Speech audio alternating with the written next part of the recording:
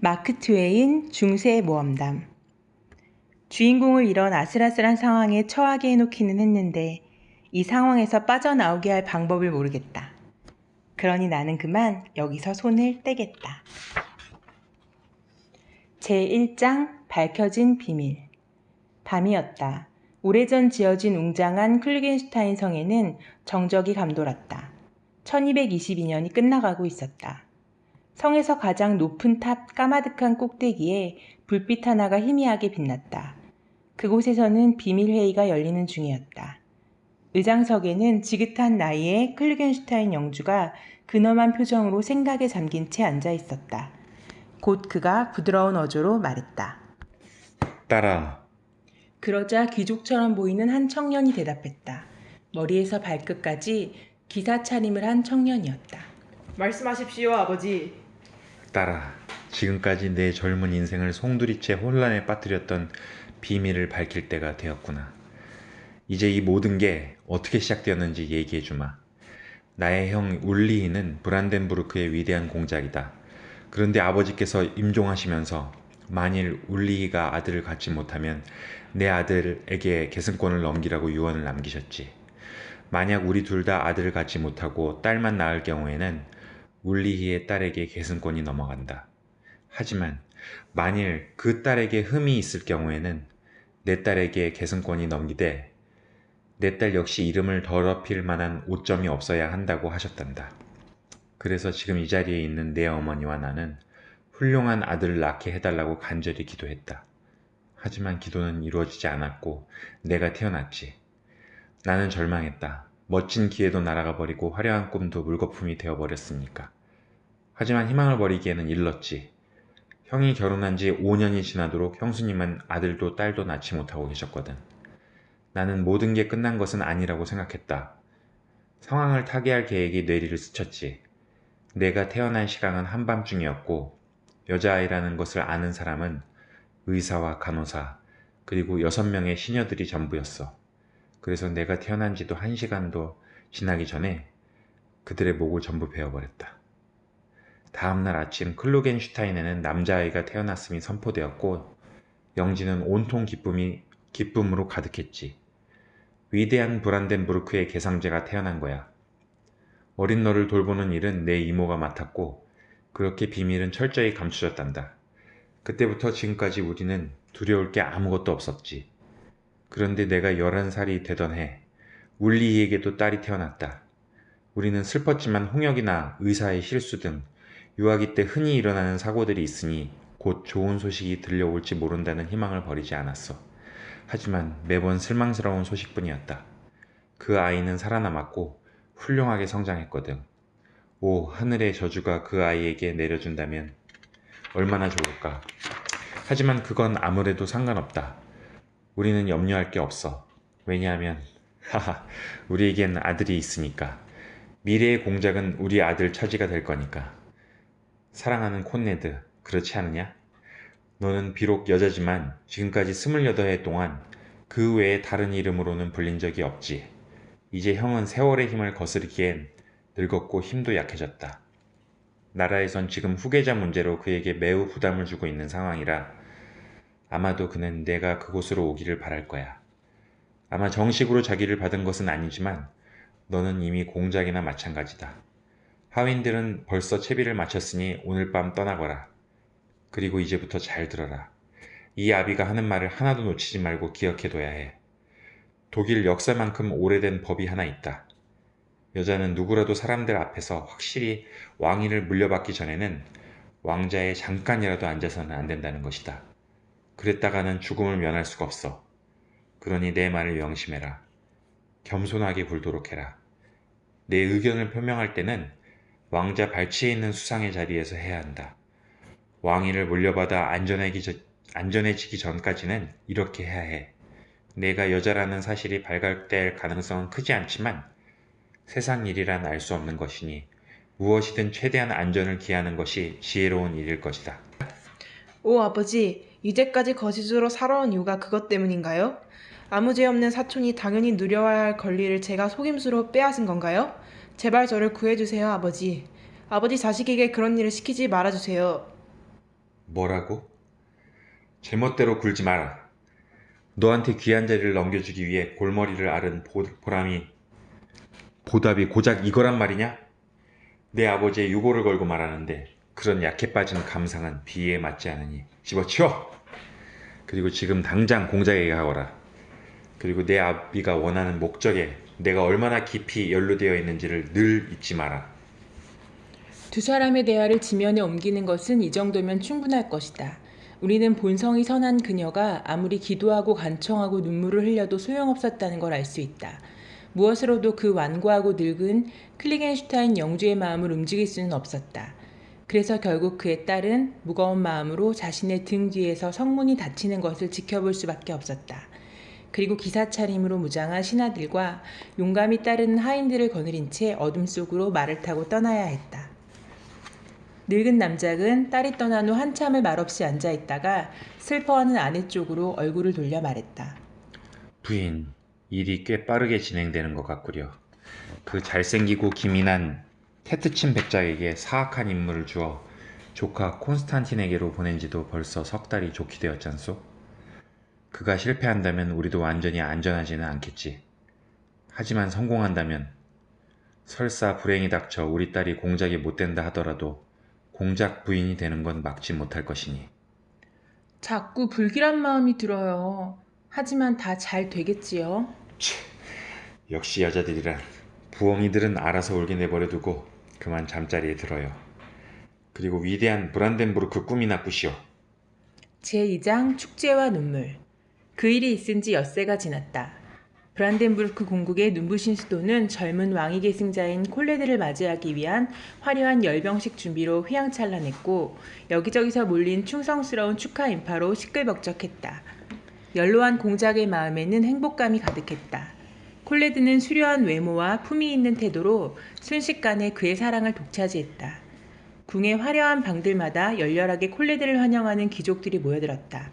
모두가 기쁘고 행복해하는 모습에 공작은 두려움과 슬픔이 일시에 가시고 위안과 만족감이 찾아오는 기분을 느꼈다. 하지만 궁의 한 외딴 방에서는 완전히 다른 풍경이 펼쳐지고 있었다. 창가에는 공작의 무남 노녀인 콘스탄스가 서 있었다. 그녀의 붓고 충혈된 눈에 눈물이 그렁그렁했다. 혼자인 그녀는 이내 다시 울음을 터뜨렸다. 나쁜 대친. 공각지도 마다하고 도망쳐버리다니. 처음에는 믿어지지 않았는데 사실이로구나. 정말 사랑했는데 아버지가 결혼을 허락해주실 리 없다는 것을 알면서도 감히 그를 사랑했는데 지금은 그 사람이 정말 증오스러워. 진심으로 증오스러워. 나는 어떻게 될까? 어찌해야 될지 모르겠어. 정말 모르겠어. 미쳐버릴 것 같아. 제3장 뒤엉켜버린 음모. 몇 달이 흘렀다. 모두가 젊은 콜레드의 통치에 찬사를 보냈고 그의 지혜로운 판단력과 자비로운 처벌, 겸손한 태도를 극찬했다. 나이든 이 공작은 곧 그의 손에 모든 것을 넘겼고 이 젊은 계승자가 수상의 자리에서 왕의 칙령을 전하는 동안 멀찍이 떨어져 앉아 자랑스럽고 만족스러운 기분으로 귀를 기울였다. 콜레드처럼 모두에게 사랑받고 칭송받으며 명예로운 남자라면 당연히 행복해야 했다. 하지만 매우 이상하게도 그는 행복하지 않았다. 당혹스럽게도 콘스탄스 공주가 자신을 사랑하기 시작했다는 것을 알게 되었기 때문이다. 세상 사람들의 사랑을 받는 것은 그에게 기쁨이었다. 하지만 콘스탄스 공주의 사랑을 받는 것은 위험했다. 게다가 한창 콜레드에게 흡족해 있는 공작은 자기 딸이 그를 향한 마음을 품자 이미 두 사람을 결혼시킬 생각을 하고 있었다. 날마다 공주의 얼굴에 어둡게 드리워져 있던 깊은 슬픔의 기운이 사라졌다.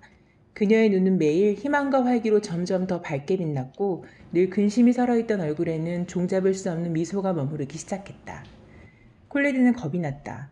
처음 궁에 와서 모든 것이 새롭고 낯설었을 때 본능적으로 동성에게 우정을 구했던 자신이 가슴 쓰리도록 저주스러웠다. 그때 그는 슬픔에 빠진 나머지 여자들만이 느끼고 주고받을 수 있는 공감을 갈구했었다. 그는 이제 사촌을 피하기 시작했다. 하지만 이런 행동은 상황을 더 악화시킬 뿐이었다. 당연한 일이었다. 그가 콘스탄스를 피하면 피할수록 콘스탄스는 더 열심히 그를 찾았던 것이다. 처음에는 그런 그녀가 경탄스러웠으나 나중에는 당황스러웠다. 그녀는 그를 찾아다니며 사냥하는 듯 했다. 언제나 그리고 어느 곳에서나 콘스탄스는 우연처럼 그를 발견해냈고 이런 일은 밤낮 없이 일어났다. 그녀는 몹시 초조해 보였다. 분명 어딘가 미심쩍은 데가 있었다. 이런 상황이 영원히 계속될 수는 없었다. 온 세상이 이 일에 대해 얘기하기 시작했다.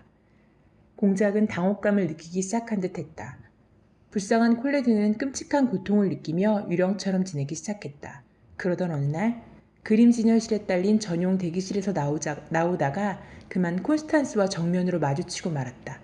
콘스탄스가 그의 두 손을 맞잡으며 소리쳤다. 왜 저를 피하시는 건가요? 제가 무슨 실망스러운 말이나 행동이라도 했나요? 콜레드, 나를 경멸하지 말아요. 고통에 시달리는 내 마음을 불쌍히 여겨줘요. 말해야겠어요. 말하지 않으면 죽을 것 같아요. 사랑해요, 콜레드. 저를 경멸해야만 한다면 그렇게 하세요. 하지만 어쨌든 말로 표현해줘요. 콜레드는 말이 없었다. 콘스탄스는 잠시 망설였다. 그러다 그의 침묵을 오해한 그녀의 눈에 왈칵 반가운 빛이 떠올랐다. 그녀는 힘껏 그의 목에 팔을 두르며 말했다. 당신도 그런 거죠? 당신도 나랑 같은 거죠? 당신은 나를 사랑할 수 있어요. 아니, 사랑하게 될 거예요. 그러겠다고 말해요. 나의 사랑, 나의 우상 콜레드. 콜레드는 끙 하고 신음소리를 냈다. 곧 얼굴이 순식간에 아픈 사람처럼 창백해지더니 몸을 사시나무처럼 떨기 시작했다. 그러더니 불쌍한 콘스탄스를 필사적으로 밀쳐내며 소리쳤다. 지금 당신은 자신이 무슨 말을 하는지도 모르고 있어요. 그건 절대로 영원히 이루어질 수 없는 일입니다. 그러고는 너무 놀라 얼이 빠져버린 콘스탄스를 혼자 남겨둔 채 죄인처럼 도망쳐버렸다. 잠시 후 그녀는 그 자리에서 흐느껴 울기 시작했다. 콜레드도 자신의 방에서 흐느껴 울었다. 두 사람 모두 절망에 빠졌다. 모든 게 끝났음을 두 사람 모두 분명히 알 수 있었다.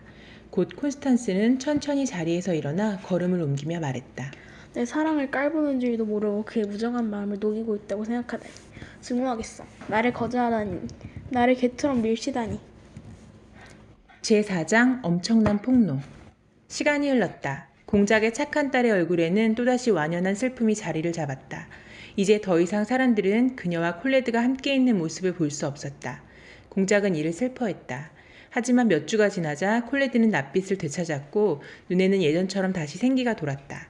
그리고 냉철하고 성숙된 지혜로 국정을 다스렸다. 그런데 얼마 후 궁에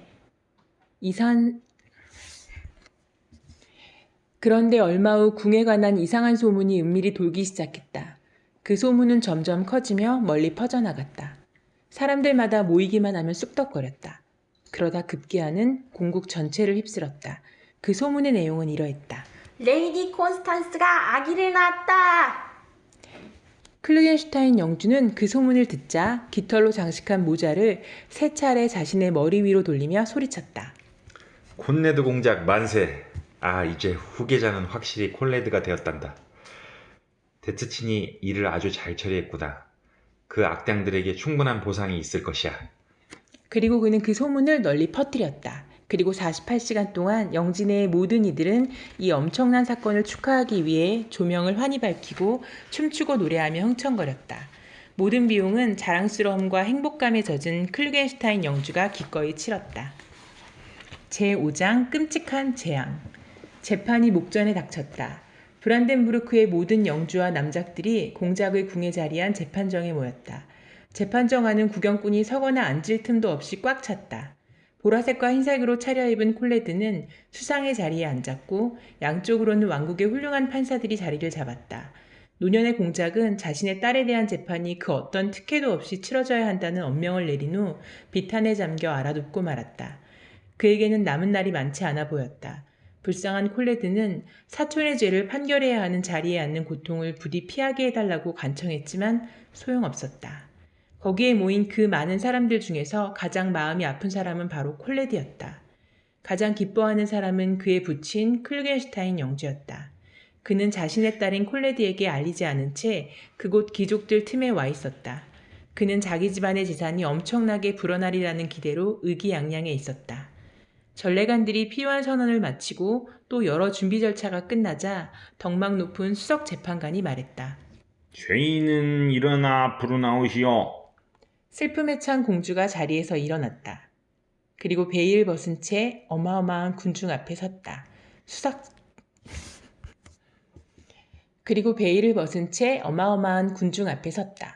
수석 재판관이 말을 이었다. 누구보다도 고귀한 분이시여. 공주께서 신성한 결혼의 영역을 벗어난 아이를 출산했음이 왕국의 위대한 재판관들 앞에 사실로 드러났으니 고대의 법에 따라 사형을 선고합니다. 이제 공작 대신이신 우리 위대한 콘레드 정께서 엄숙히 형을 내 선고하실 것이니 유념해 들으시오.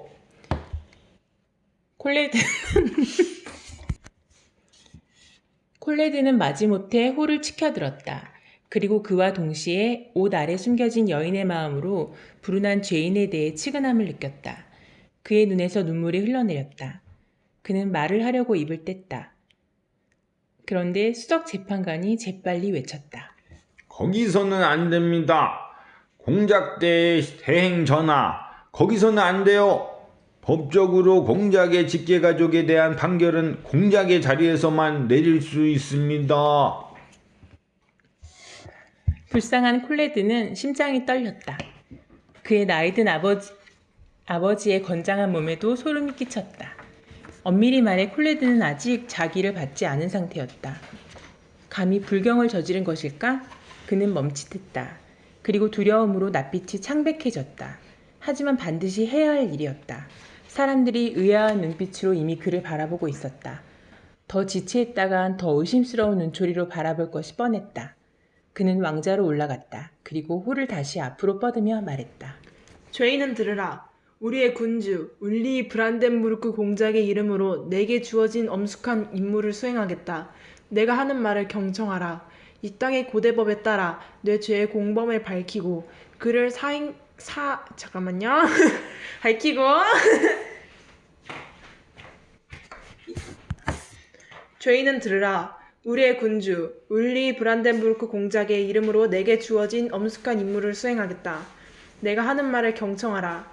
이 땅의 고대법에 따라 내 죄의 공범을 밝히고 그를 사형 집행인 앞에 세우지 않는다면 너는 죽게 될 것이다. 이 기회를 받아들이기 바란다. 기회가 있을 때 너 자신을 구하라. 이제 아이 아버지가 누군지 이름을 대라. 조용히 쉬쉬하는 소리가 법정을 메웠다. 너무 조용해서 자기 심장이 뛰는 소리도 들을 수 있을 정도였다. 공주가 천천히 몸을 돌렸다. 눈이 증오로 이글거리고 있었다. 그녀는 손가락으로 정확히 콜레드를 가리키며 말했다. 아이의 아버지는 바로 저 사람입니다. 콜레드는 무기력하고 절망적인 상황이 닥쳤음을 깨달았다. 간담이 서늘해지고 죽음의 한기 같은 오싹함이 느껴졌다. 이 세상에 어떤 권력이 그를 이 상황에서 구해줄 수 있을까? 그 죄를 벗으려면 자신이 여자임을 밝혀야 했다. 하지만 자기가 없는 여인이 공작의 왕자에 앉은 일은 죽음을 면할 수 없는 죄였다. 그와 그의 아버지는 동시에 정신을 잃고 바닥에 쓰러졌다. 이 소름 끼치도록 파란만장한 모험당의 뒷이야기는 이 책에서도 혹여나 다른 책에서도 찾기 힘들 것이다. 지금이나 미래의 어느 시점이나 마찬가지다. 사실 주인공을 이런 아슬아슬한 상황에 처하게 해놓기는 했는데 이 상황에서 빠져나오게 할 방법을 모르겠다. 그러니 나는 그만 여기서 손을 떼겠다. 주인공은 자신에게 주어진 최선의 방법으로 알아서 빠져나올 것이다. 아니면 그냥 그 상태로 있던지. 이 정도 문제는 어렵지 않게 해결해 줄 수 있을 줄 알았는데 아무래도 안 되겠다.